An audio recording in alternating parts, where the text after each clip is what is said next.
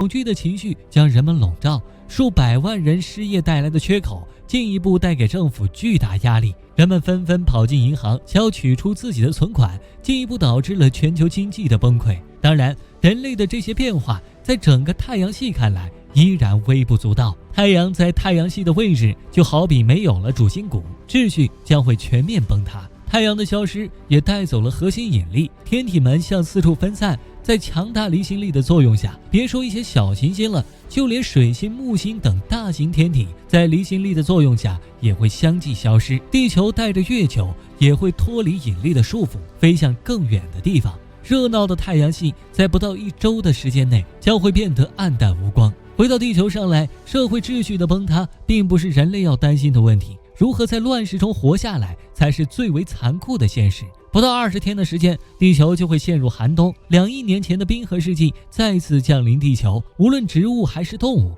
在赤道还是北极，都会被一视同仁，迎来灭顶之灾。地球本身的自转公转将会停滞，我们永远无法迎来下一个季节。就算等到了，眼前依然还是一片寒冬。不仅如此，头顶的大气层因为光线的消失，无法及时补充气体元素，不断流失的同时，植物的光合作用也将完全停止，不再制造氧气，因为寒冷和光照不足，将陆续消失在地球上。不仅如此，大面积的海啸将会到来，火山群的喷发加速了城市的毁灭。到了这个时候，人类才意识到事情的严重性。沿海城市的人们乘坐潜艇躲进了深海，而另一部分人类来到了火山边上取暖。人们等待着太阳的恢复，但3个月过后还是没能等来奇迹。此时的地球温度已经降到了零下20度，绿色植物消失的同时，草色植物也失去了食物来源，饿死的同时为食肉动物提供了苟活的时间。陆地边上的海洋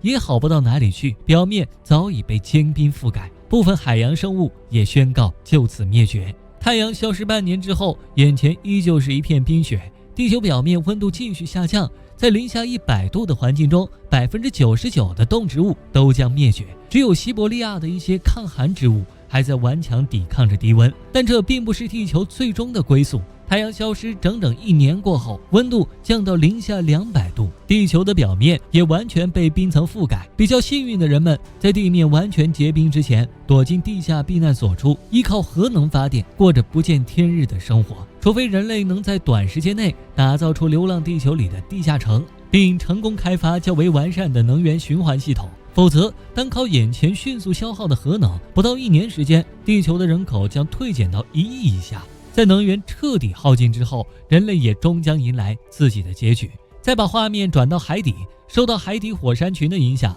在海底5000米以下的地方，依旧有水生生物的踪影。承载着地球最后希望的他们，却也只能被困在漆黑的海底，等待着地球结局的到来。随着100年过去，地球的温度已经稳定维持在零下300度，但对于地球来讲，它并不会迅速毁灭。在之后的数百万年内，地球将会恢复到数千万年前的生态，和2亿年前的冰球时期一模一样，没有任何生物，唯一的热量来源仅只有地核内部释放的核能。大气层也会逐渐瓦解，不同高度的气体成分也会继续变成雪花，降落到地表面上。我们的地球也将会彻底变成45亿年前的荒凉模样。说到底，我们虽然是地球的主宰者，但在宇宙面前还是如此微不足道。没有了太阳，我们毫无反抗之力。就像去年8月的最大日全食，给美国加州带来了长达3分钟的黑暗。看到这3分钟很短，加州的电网却直接减少了3/4的产能，潜在影响了将近600万户家庭。几分钟的黑暗都会影响到人类的生活，又何况太阳突然消失呢？当然，我们也不用过于担心，活在当下，过好每一天才是最重要的。